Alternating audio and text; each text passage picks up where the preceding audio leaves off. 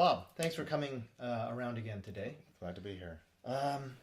Tell me, what were the beginnings of this study? What made you interested in doing all of this? Well, as you know, girls like to talk to girls. The girls will like to congregate. If there's a meeting, sometimes it's usually after about 30 minutes or so. The girls will end up with themselves, and the boys will end up with themselves. And so, looking at the discussion of all male and all female speech to see if there's actually any differences. So, you may say, well, why is that important? Well, Yeah. there's the saying that this is a man's world, and so if women are to succeed, they have to be able to understand how to talk with men and understand the speech of males. So there's this issue of linguistic inequality, which pretty much is one of the foundations of the glass ceiling. So for women to kind of break through that glass ceiling, they have to understand how to manage the discourse and how to bring about the ability to have men listen to them and accept what they have to say. Basically, be able to speak to them as peers, Peers, as right? opposed to maintaining that boundary between genders. Exactly right. What was the background for all of this in terms of the previous work that had been done? Who did what? I mean, it sounds like a really interesting field of study, but what had been done up to the point when you started to take it on? Well, this goes back to at least the late 70s with Fishman, and he found that he studied women's language. He actually called it WL, women's language, and he found that women had to ask more questions, had to fill in more silences, had to get more attentions at the beginning to be heard. And then in 1987, Weston Zimmerman found that that gender basically is a very powerful ideological device. It's one of the most important devices or factors in any kind of conversation, and more so if you go to different cultures. So if you go to Arab cultures, I'm sure, or perhaps cultures in South America, there's a lot of pragmatics and social conventions that will actually kind of implicitly allow or disallow women to talk at a certain time, or how Sure. long they can talk, and so. Sure. So therefore, they found that basically it's not so much gender. I mean, the person's gender, but it's how they portray their gender. So if a woman is very, very feminine and she portrays that in her speech, then that's going to be a big factor. Okay, that's really interesting. What else was important that you found in the background? Well, Tannen, who wrote the book "Men Are from Mars and Women Are from Oh yeah, Venus," that book. I haven't read that yet, but I've always meant to. said that women are more concerned with achieving some status and avoiding failure, and basically coming to agreement and compromises, where men tend to implicitly or talk about directly and indirectly achievement, goals. And so men talk more about their movies, books, and politics, and women talk about other things, and men talk about, they do this to size up the competition, where women try to better understand each other. So, And they just want to stress, you're saying that this is a general thing. It's not Right. like a clear divide. Women don't talk about politics, or women Right, don't talk exactly. about sports. These are just tendencies that he general, discovered. right.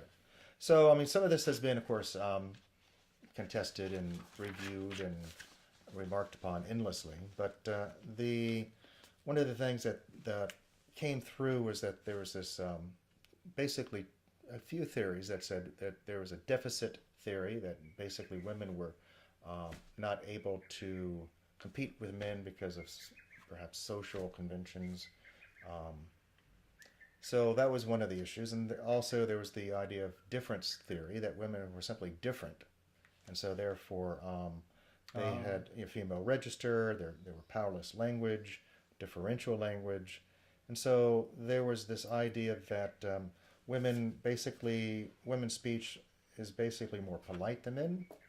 They have more trivial, unimportant topics, which is more related to the women's domain. Women use a lot of empty adjectives. They use more tag questions, express more uncertainty, and also they use more intensifiers. Like what's an intensifier? Um, it's either an adjective or an adverb that expresses more intensity of a particular issue. Okay. Then we have hedges and hypercorrect grammar, and this particular researcher said that women don't tell jokes. So there was this issue that now we found, of course, on our videos that women started off with laughter and were much more relaxed and humorous than the men, and these were Japanese. So.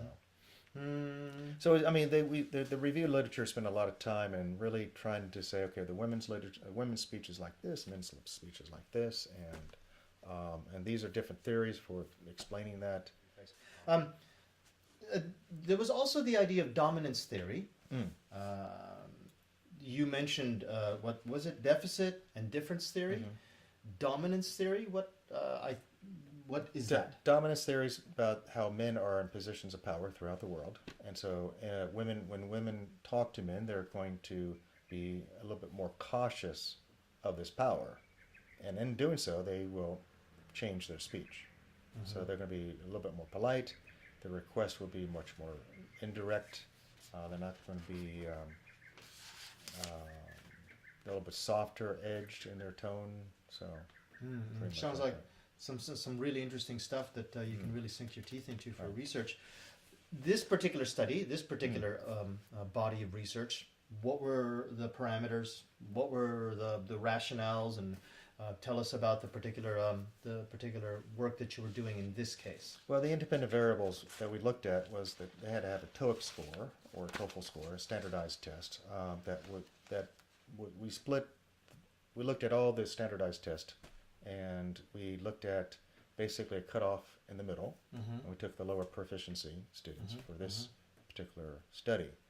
And just briefly, this would be a 440 to 580 for a TOEIC, and ACHN would be 2, and TOEFL IBT 42 to 55, and TOEFL ITP 272 to 450, and PPT 463 to 480, and so on. So basically, we took those students. The other issue was that the students also did not know each other, because the speech of friends is going to be much more fluent. Very different, yeah. So, and then we had them come in and we had them talk as long as we could. I believe it was 10 minutes, right? 10 minutes. And then we changed partners, and they met with another male, and a female met, and they talked again for 10 minutes, and the last part was the two females and two males talking. Right. So, okay, and what did you find? So we found that basically after doing all of this, because we went in with no hypotheses that basically there were going to be no differences in fluency and dysfluency. So you were going in thinking there would be no differences. No differences. Okay. Because why should there be? So, and we found that there were, the results were, and this is just a preliminary study. We just had 10. So the total study is going to incorporate 70 transcripts. So it's a little bit larger. So we just looked at 10, and we found that there were no differences. No, there were no differences. There were no differences. Okay, so there you go.